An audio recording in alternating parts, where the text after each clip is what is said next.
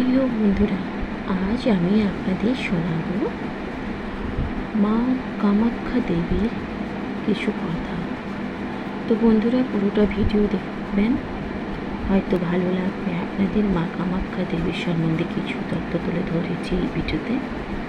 তো চলুন শুরু করি। মা কামাখ্যা দেবী হিন্দু ধর্মের অন্যতম প্রধান শক্তিরূপা দেবী। অসম রাজ্যের গুয়াহাটি শহরে নীলাচল পাহাড়ে অবস্থিত কামাখ্যা মন্দির ভারতবর্ষে 21টি সতীপীঠের মধ্যে অন্যতম এবং তন্ত্র সাধনার প্রধান কেন্দ্র হিসেবে পরিচিত।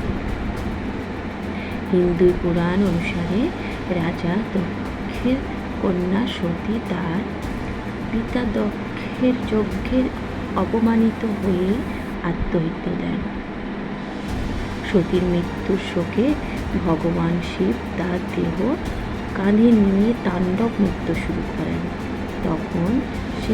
তখন সৃষ্টিকে রক্ষা করার জন্য ভগবান বিষ্ণু তার সুদর্শন চক্রের দিয়ে সতীর দেহকে ভিন্ন ভিন্ন অংশে বিভক্ত করেন।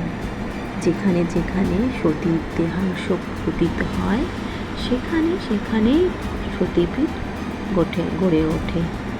বিশ্বাস করা হয় সতীর যৌন অংশ নিয়ে নীলাচল পাহাড়ে পতিত হয়েছিল, তাই কামাখ্যা দেবীকে অত্যন্ত পবিত্র এবং শক্তিশালী সতীপীঠ হিসেবে মানা হয়।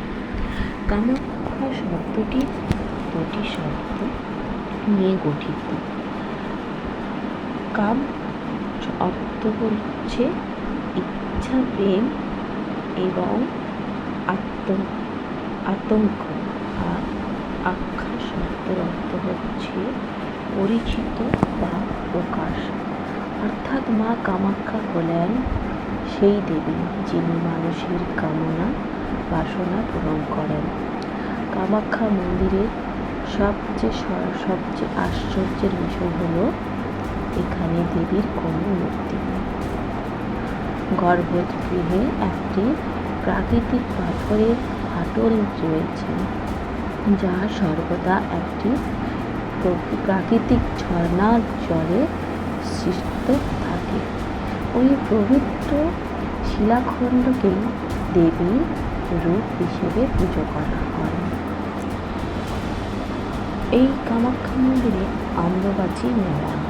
সেই অম্বুবাচী মেলা প্রতি বছর জুন মাসে কামাখ্যা মন্দিরে বিখ্যাত। লোকবিশ্বাস অনুযায়ী এই সময় মা কামাখ্যা ঋতুমতী হন। এই 3 দিন মন্দিরে দরজা বন্ধ থাকে এবং কোনো পূজা হয় না। 3 দিন পরে মন্দির পুনরায় খুলে দেওয়া হয় এবং লক্ষ লক্ষ ভক্ত দর্শনের জন্য সমবেত হন।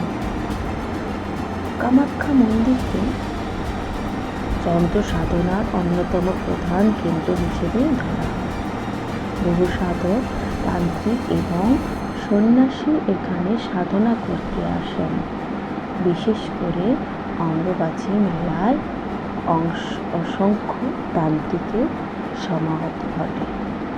বর্তমান কামাখ্যা মন্দিরটি মূলত 16শ শতকে কোচ রাজা নারায়ণ এবং তার ভাই চিলায়ার পুনর্নির্মাণ করেন।